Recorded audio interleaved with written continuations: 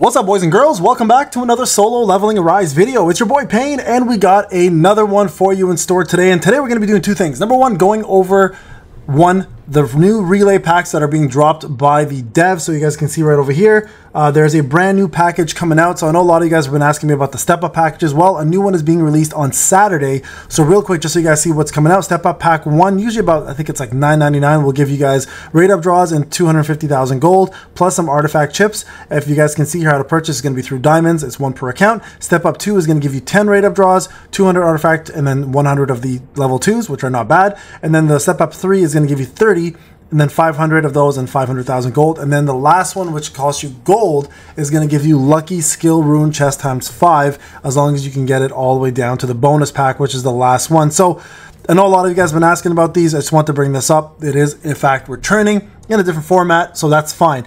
Part 2, we have, so Natto actually asked me to look at this video, and I said sure, I'll take a look at it. She was thoroughly wanting to understand how I felt about the game. So I told her I will watch this video and I'll do a reaction to it. So let's go ahead and watch it. So I'll put the description of this in my actual video itself. You guys can check out her original video. It's called The Current State of Solo Leveling Arise. This is from her own point of view. As you guys are aware, Natto and I are collabing. We're doing a lot of work together, but it doesn't take away from the fact that I am going to be completely honest and transparent about my thoughts regarding what she has to say. I may agree, I may disagree, but I'm going to be completely honest. I'm always me. I told you guys I will never change that. So there are some things we may disagree with. There are some things we may agree with. Nonetheless, I'm going to listen to her voice rather than you fools who keep falling in love with it. I'm just kidding. Either way, let's take a look at, let's watch this and see what she has to say, and I'll give you guys my actual honest opinion on it. So put my headphones on.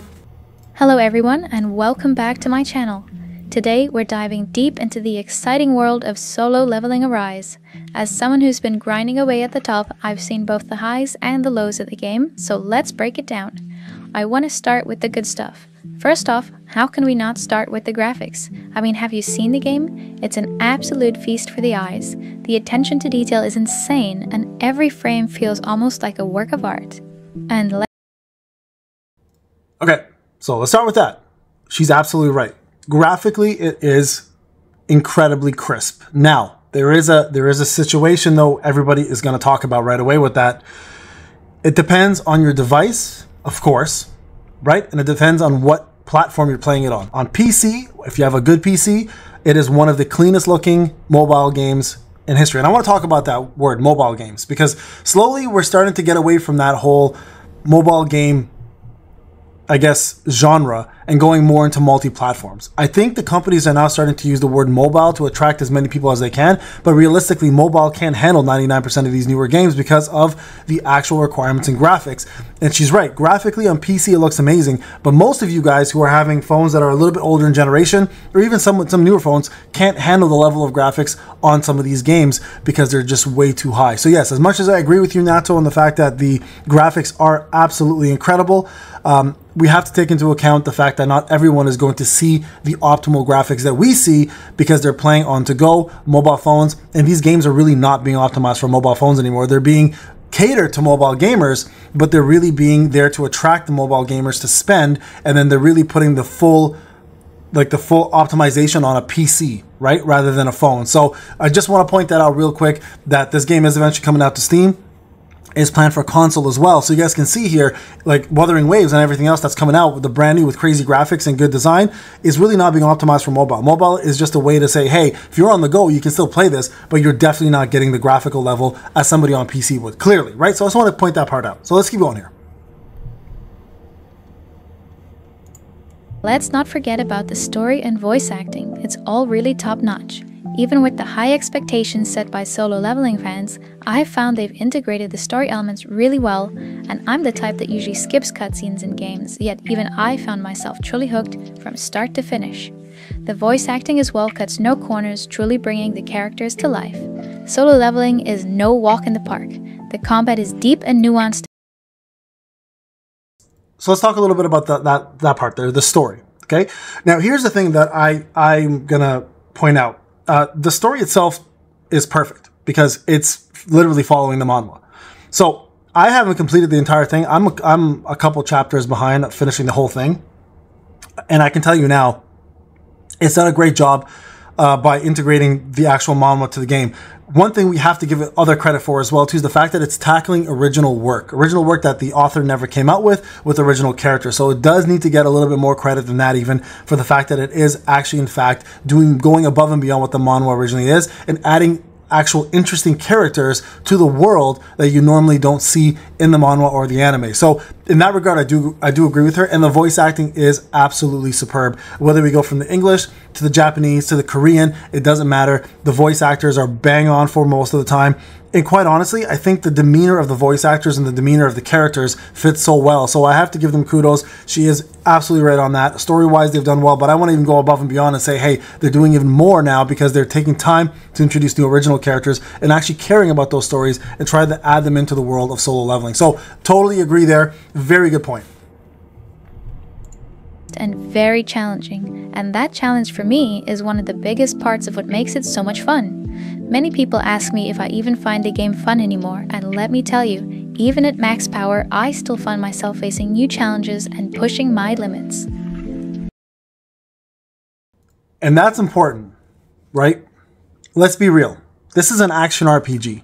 At the end of the day, this is what brings people into the world. The IP, yes, of course. It's the first draw. It's like when somebody asks you, do you prefer looks or personality? You know, people are bullshitting when they say personality. It's looks first that brings people in. So it's the graphics and the IP that'll bring people in. But it's the personality that keeps people hooked. And the personality here is, in fact, the combat. And I've been saying this from day one. There is no better combat game out there for mobile than Solo Leveling Arise. It is the most challenging, yet the most satisfying and gratifying combat system, I think, to date for mobile gaming. Because, number one, it's simple. Number two, it can be complex. And number three, you have a lot of variations and you have a lot of customization, which you normally don't get with a lot of games. The fact that you can put Jinu's skills, ultimates, weapons, you can skill up whatever way you want in terms of stats. All that stuff gives it such a crazy form of customization. And if you're bored of that, you just go to hunter mode and now you have 30 plus hunters or whatever the case is, right? With different styles, different moves, different artifacts, different skills that complement the combat system so well. So absolutely, this game is layered with perfection when it comes down to combat, for me personally. And I agree with her with that, even though we are pay-to-win players, and I have a free-to-play account as well too, which I'm currently logged in on, right? I have found this game challenging from all ends. It doesn't matter if you're a free-to-play player or a pay-to-win player. You're getting the best of all worlds. So keep that in mind when you are playing this game.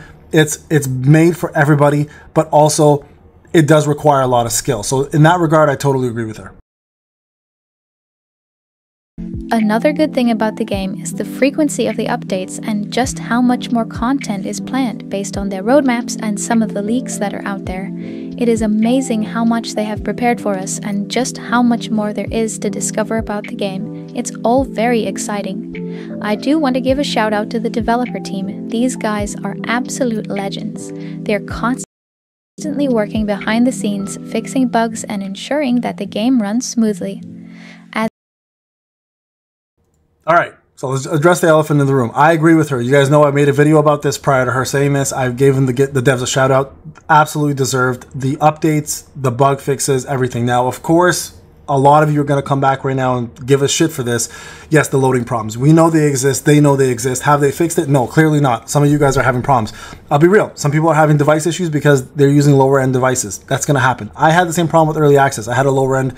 It's actually a high-end PC, but I got a higher-end PC even over that. Then I had no problems anymore going forward. This game is like very demanding on a lot of things. Now, I will say it's not all devices. Some of it is, in fact, server issues, ping issues, lag issues, whatever the case. Mobile, it's issues with optimization. So there are a lot of issues. So as much as I agree with Natto on that, I do hear your voices, guys, and I know she does as well too. Clearly, we do know that there are probably a lot of people who are still facing the loading bug issues. And there's other bugs in the game that they haven't addressed yet. And that's the thing. A lot of people are like, oh, they should be focusing on fixing bugs rather than bringing out content. But you have to understand how IT works. There's a patch release schedule. Everyone has that. It's how how IT's like created, right? You have patches, you have updates, and you follow that schedule to a T. If there's bugs that are there to be fixed, you fix them on a future go. Welcome to 2024 of gaming. This is how gaming works now, and we all should be used to it. But it doesn't excuse the fact that they should be fixing some of these problems. So far, totally agree with everything. As a lead moderator in the official Discord, I've seen firsthand just how much they care about the game and its community. I get to chat with the community managers often, and they really do care about us and love the game, and often work extra hours to make sure everything is perfect for us. And that's clear. That's visible. You can see the passion they have for this game. Like CM Iron, CM Plasma, whatever the hell his name is, the kid who was on the live stream. They clearly care about this game. Like they all do. They all really, really do care. And it's visible and it's appreciated because I love having a team that actually gives a crap about their product. And it's absolutely noticeable and it should be commended. And I believe we've done a good job as content creators for commending it, but also at the same time nitpicking when it needs to be required. So totally agree. The love is there and it's so noticeable compared to other developers that I've ever seen. So agreed on that point as well. But with all that said, it's not all sunshine and rainbows. There are definitely a few areas where solo leveling falls short. Let's start by talking about the artifact system, shall we? To call it frustrating would be an understatement. With all the layers of RNG, it feels like the odds are truly stacked against you, and sometimes it's enough to make you question if luck is really on your side at all. It's hard not to feel like the system is rigged when you keep getting healing +4 on pieces with attack damage, increase, or crit. And don't even get me started on the Netmarble content creator program. All right, before we get on to the Netmarble creator program, which is a big topic for us content creators, let's talk a little bit about what she just said, the artifact system. Now, listen, I don't have a problem with the artifact system. Here's the reason why. I've played every which game under the moon that has these kind of artifact systems. Epic 7, Raid Shadow Legends, Naruto games, Bleach games, you name it. Anything required with Dragon Ball Z, like anything related with artifacts or equipment drops.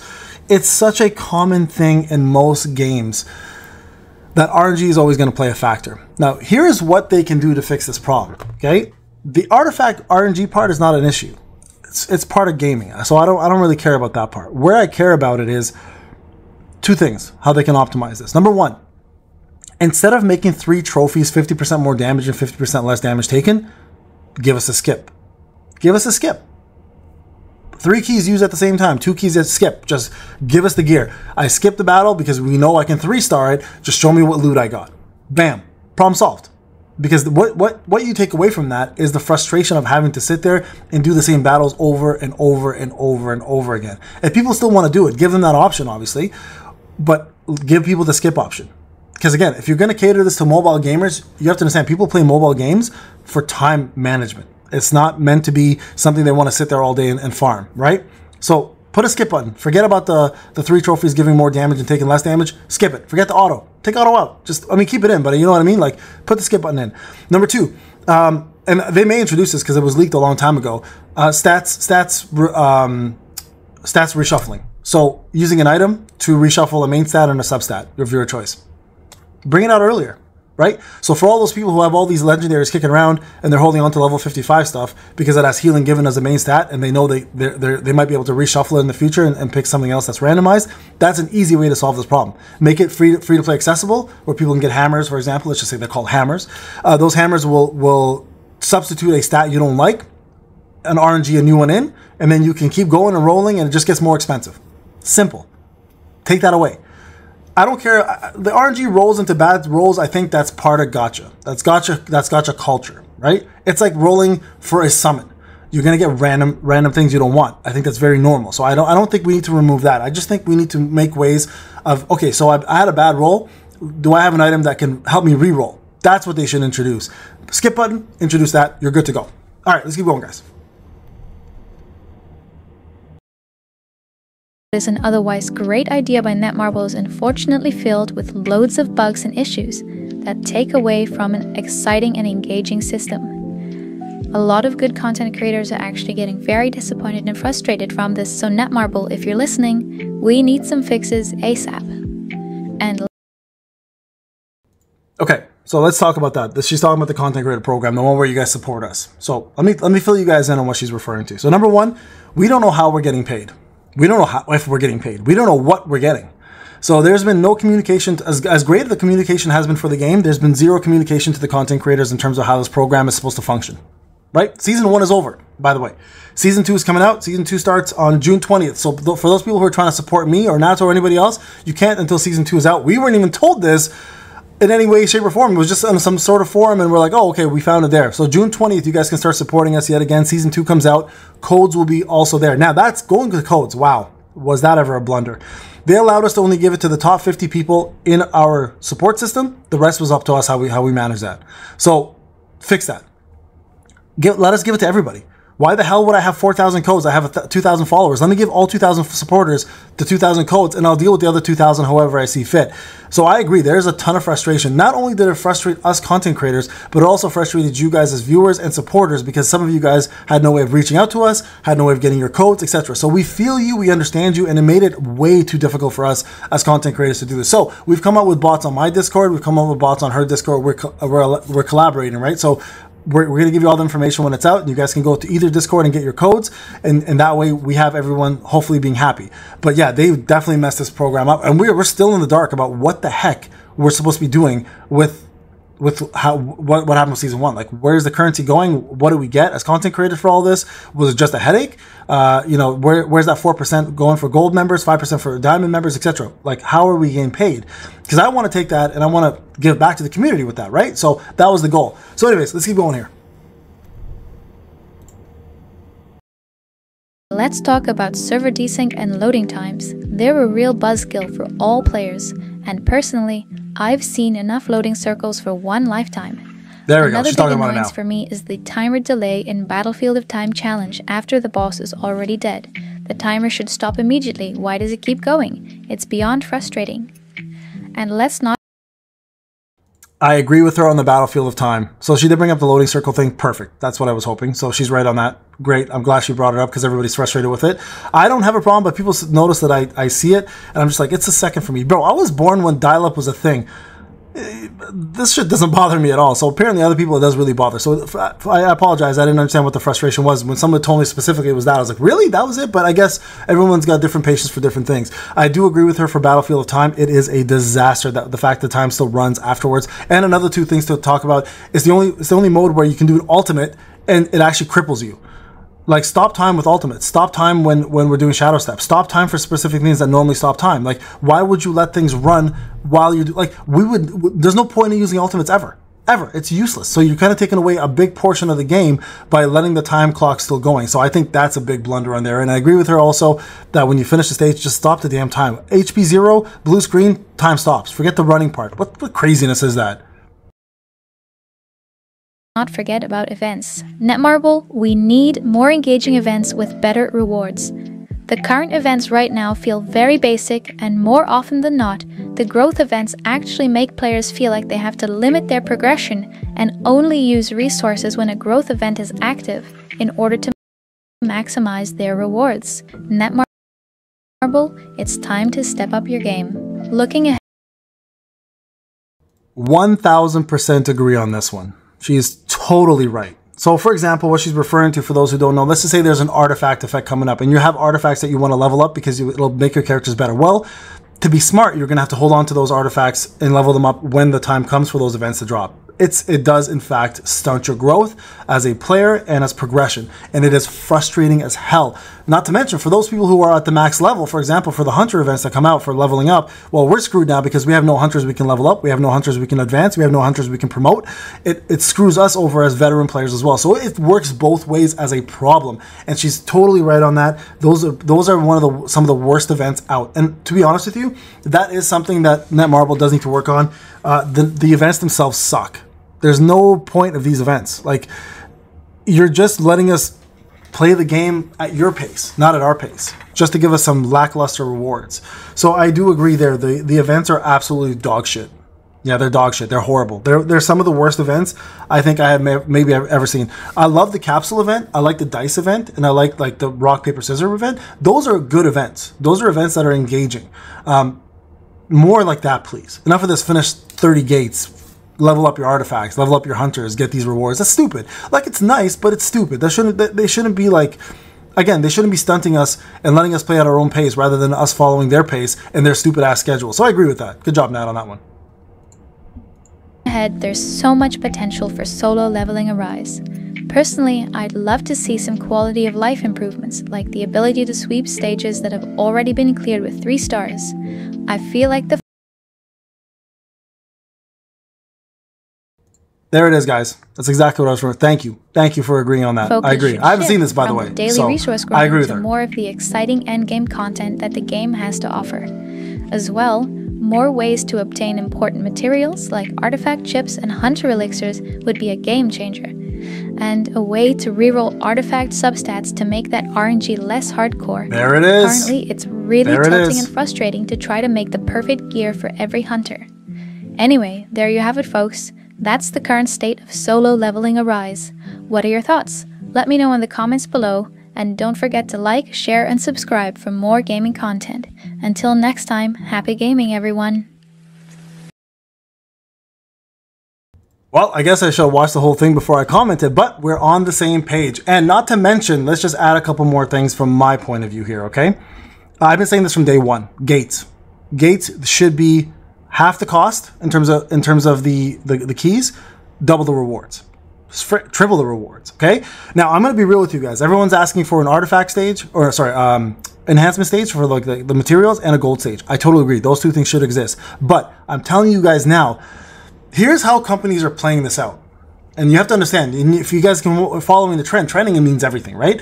So when early access happened, for example, equipment was +5, you get charged gold to take it off or unequip it, right? Now then it was +10 when global came out. Now it's +15. You have to understand, they planned for this all along. What they're doing is they're gatekeeping for people to spend money.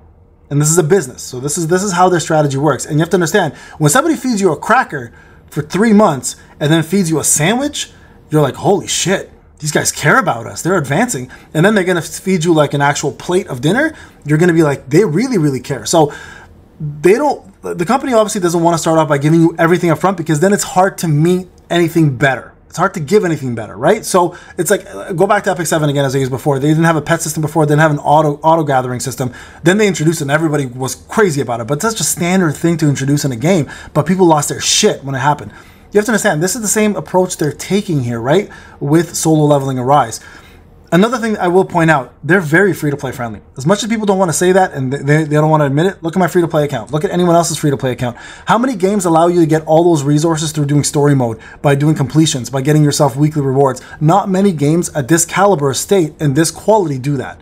So they do allow you to get a lot of resources for you as a free-to-play player and allow you to actually thrive and summon for things. Look at Wuwa, for example, Wuthering Waves. Barely have any resources to summon. We're fucked after we use it as free-to-play players. So this game, I have to give credit. It actually does allow free-to-play players to compete, number one, and number two, depending on your server, you can actually be top 3. I'm top 3 on my server all the time as my free-to-play account. So it's great, or top 5 at the very least, right? So that I have to give them a lot of credit for. Another thing I really do love is the fact that they have different modes for hunters and for Jinnu, and there's different difficulties. A lot of people want to finish the game right away. A lot of people are like, oh my god, I can't finish hard mode. Bro, you just started. It's been a month. Why do you want to finish content so quickly and then have nothing to do? And then you have the other complaint, there's not enough content coming out. With that being said though, on the flip side, there's too much content sometimes, right? So they need to have more options to skip. The skip button is essential for any gacha game out there. People don't have time to sit here all day and farm and do all that. Like, as much fun it is the first 2, 3, 4 times, after a while it becomes tedious. It becomes annoying. It becomes something that will push your players out. Now, like I said to you guys before, and I've been saying this from the beginning and it's been coming true, they are going to take their time to implement all these steps of quality of life because they want to have your money. So keep that in mind. So, all in all, amazing points, Natto. I agree with everything you said. Absolutely agree with everything you said. And we're going to be having another collab with my boy D-Free on Sunday. So look out for that collab. We're going to talk about the state of the game and how we feel about it as well too. Plus even elaborate further on that with special guests in the future for that. So keep an eye out. Now, I will say all in all, this game is killing it. I love this game. I love this game. I love this community, and I'm passionate about you guys. You know this, and the devs are passionate about us as well too. So it shows. So continue doing the great work, but keep in mind, guys, this is a business at the end of the day, and they will slowly start implementing more and more power creep. They will start slowly implementing more quality of life as they have been doing, but they want people to spend. And with that being said, if they're not making their money, the game shuts down. If people are spending because they need to, then they're doing their jobs. Just give it time. I promise you guys, I'm almost 100% certain we're going to get a lot of the quality of life things we want slowly and surely.